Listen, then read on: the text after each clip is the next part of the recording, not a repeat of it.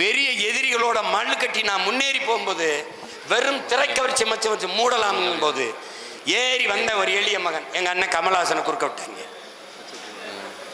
அதை அடிச்சு முன்னேறி போகும்போது இவர் வர்றாரு. வரும்போது முன்னாடி நிற்கிறவன்ட்டு என்ன பேசணும்? நல்லா படிக்கணும், பெற்றோர்களுக்கு நல்ல பிள்ளைகளாக இருக்கணும், இந்த மது இந்த தீ பழக்கங்கள் இல்லாமல் இருக்கணும், ஒரு வேலையை தேடிக்கிறங்க, நமக்கு ஒரு காலம் வருது, நம்ம நல்லபடியாக ஆச்சு, இப்படிலாம் பேசணும்ல. எவனாவது அவர் பேசுறத உட்கார்ந்து கேட்டு பார்த்திருக்கியாடா? தேட்டரில் முதல் காட்சி கத்தோம்ல, அதே தான் பேசவும். இங்கேனா டப்பிங் தேட்டர் டப்பிங் பேசுகிற மாதிரி அப்படி பேசக்கூடாது. சொந்த பேரையே மதுரை கிழக்கு விஜய், மேற்கு விஜய். எவனோ சொல்லியிருக்கான் உசிலம்பட்டியில் கள்ளர்கள் இருக்காங்க, அவங்கெல்லாம் கொஞ்சம் வீரமாக இருப்பாங்க அப்படின்னா உசிலம்பட்டி விஜய்.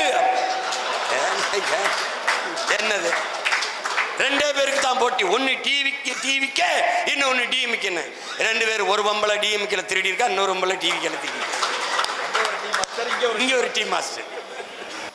இந்த 4 பேருமே திட்டு போய் அப்ப 4 பேருமே அடிக்கணும். என்ன எப்படி கூடுவான்? எப்படி கூடுவான்? திமுக ஆட்சியை ஒழிக்கணும், எல்லாரும் வாங்க ஒன்னா நிப்போம். ஏடிஎம்கே பிஜேபி உள்ள விட்டுறப்படாது, எல்லாரும் வாங்க ஒன்னா நிப்போம். டிஎம்கே நான் உங்க 2 பேரையும் ஒழிக்கணும், அதனால நாங்க ஒன்னா நிக்கிறோம். எப்படி நிக்கிறோம்? நம்பர் 1.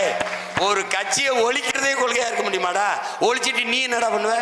முகத்தை பார்த்து என் முகம்தான் இதுக்கு போடுங்க ஓட்டு. 5 வருஷம் கழிச்சு இந்த மூஞ்சி கேவலமாய் போகும். நான் கேட்கிற கேள்விக்கு பதில் சொல்லி. இப்போ பாரதிய ஜனதா உன் கொள்கை எதிரி.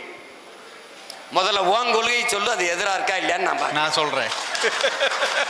ஏடா சிரிக்கிறா? ஏன் முதல்ல உன் கொள்கையை சொல்லுப்பா. என் கொள்கை எதிரி அது இல்லடா கொள்கை. எந்தெந்த கொள்கையில் உனக்கு எதிரி அதுதான் கொள்கை.